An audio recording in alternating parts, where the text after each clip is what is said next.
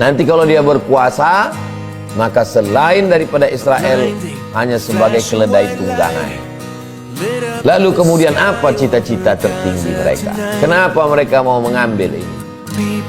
Mereka membuat satu yang disebut dengan Zionis, diambil dari kata Sion, simbol nama bukit yang mereka sucikan, Bukit Sion. Zionis, tujuan terbesarnya bisa dilihat dari bentuk benderanya. Benderanya itu paling atas biru, di bawah biru, di setengahnya ada bintang segi 6. Biru di atas itu sungai Nil, biru di bawah itu sungai Efrat.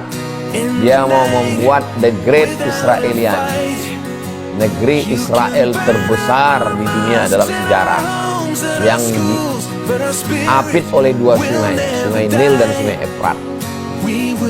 Jadi buzzer-buzzer Israel yang sekarang berserak di medsos itu keledai tunggangan semua.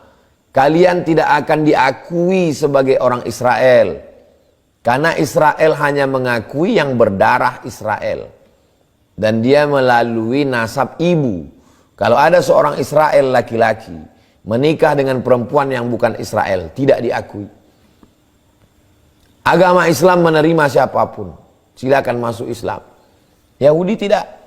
Kita tidak bisa diakui. Kalaupun ada, itu hanya sebagai boneka Yahudi. Hati-hati kalian boneka-boneka Yahudi. Yahudi pesek. Kalian hanya tunggangan keledai Israel. Lalu kemudian apa yang mereka lakukan sekarang? Mereka melakukan 5 hal supaya terwujud ini. Yang pertama, seluruh Yahudi di dunia mesti kembali ke Israel. Maka sekarang sudah berkumpul 5 juta orang Yahudi telah kembali ke Israel, yang disebut dengan negara Zionis Israel. Yang kedua, mereka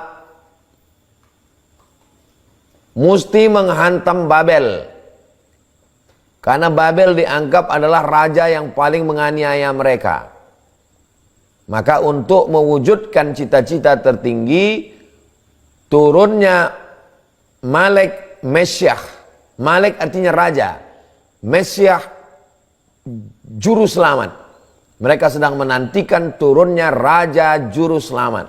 Syarat raja itu turun, yang pertama, kumpul rame-rame. Yang kedua, bantai Babel. Babel itu adalah Babilonia. Babilonia itu Irak. Maka siapapun presiden Amerika pasti menghantam Irak. George Bush menghantam Irak. Anaknya menghantam Irak. Sampai Irak itu babak belur. Karena itu salah satu syarat supaya turunnya Malek Mesyah. Yang ketiga,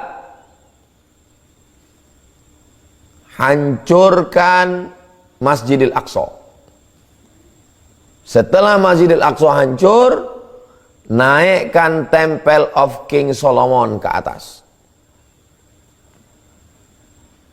Makanya keliling Masjidil Aqsa itu sudah digali terowongan-terowongan, tinggal runtuhnya aja lagi. Supaya kalau Masjidil Aqsa runtuh, hancur, naikkan Temple of King Solomon ke atas untuk mengundang turunnya Malek Mesyah, raja sang juru selamat yang mereka nanti-nantikan. Yang pertama, semua Yahudi kembali ke Israel. Yang kedua, bantai Babel, Babilonia. Yang ketiga, hancurkan Masjidil Aqsa, naikkan Temple of King Solomon. Yang keempat, mereka nanam banyak-banyak pohon gharqad. Itu yang disebutkan dalam hadis Nabi SAW. Semua nanti akan bersama dengan umat Islam, kecuali satu, kata Nabi, syajaratul gharqad.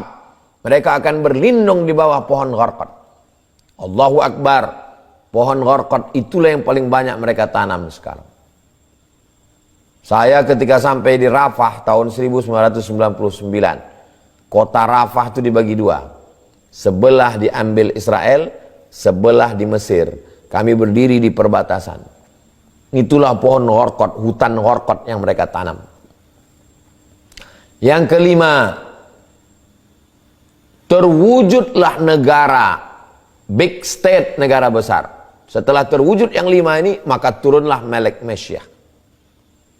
Apakah mereka percaya kepada Melek Mesyah itu?